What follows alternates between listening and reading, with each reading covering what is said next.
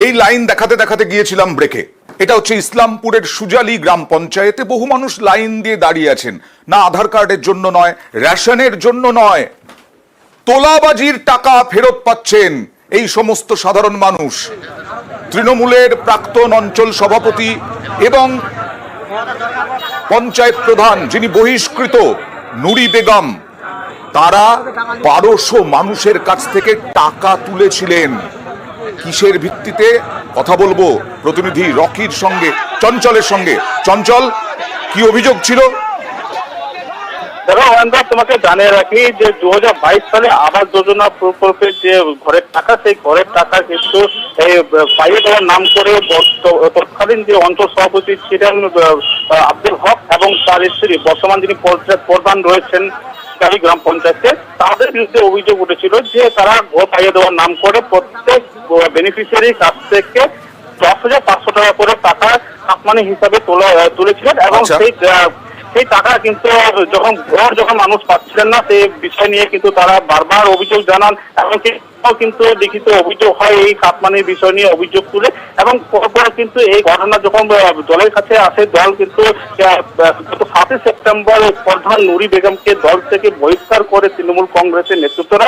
এরপরে আজকে দেখা গেছে যে ওই বহিষ্কৃত প্রধান তিনি নিজের পঞ্চায়েতের থেকে এবং পুলিশ প্রশাসনের উপস্থিতিতে সেই টাকা ফেরত দিচ্ছিলেন। অর্থাৎ আজকে প্রথম দফায় দেখা গেল যে প্রায় 200 মানুষের হাতে সেই কাটমানির টাকা ফেরত দিয়েছেন। 200 মানুষের হাতে, কিন্তু জানা যাচ্ছে যে 1200 মানুষের কাছ থেকে নিয়েছিলেন।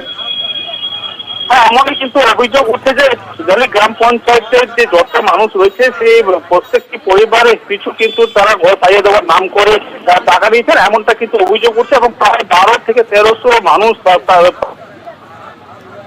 হ্যাঁ চঞ্চল, অভিযোগ করছেন অনেকেই।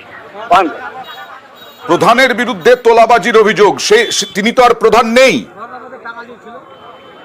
চঞ্চল, একদমই গত 7 সেপ্টেম্বর তাকে কিন্তু তৃণমূলের দল থেকে কিন্তু বহিষ্কার করা হয়েছে এবং দল থেকে বহিষ্কার করার পরে কিন্তু তিনি যে একটা প্রক্রিয়া থাকে, অর্থাৎ যে পঞ্চায়েতের যে নির্বাচনের পরে যে একটা প্রধান হয়, প্রধানের পরে বলা যেতে পারে যে তার বিরুদ্ধে অনাস্থা, যেহেতু অনাস্থা এখনো পর্যন্ত হয়নি, তাই কিন্তু তিনি বর্তমানে কিন্তু ওই গ্রাম পঞ্চায়েতের পঞ্চায়েত প্রধান পদে কিন্তু রয়েছেন।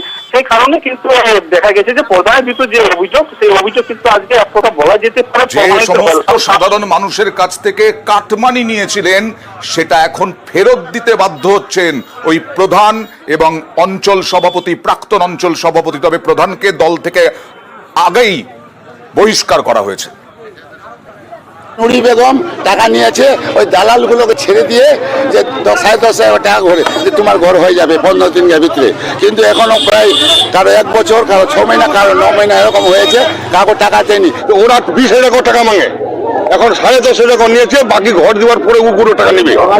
হ্যাঁ, তো এইগুলো বলে এখন ঘর নাই, এখন পাবলিক আমরা সবাই রুখে দেওয়াচ্ছি, আমার ঘর দাও আর না আমার টাকা ফেরত দাও।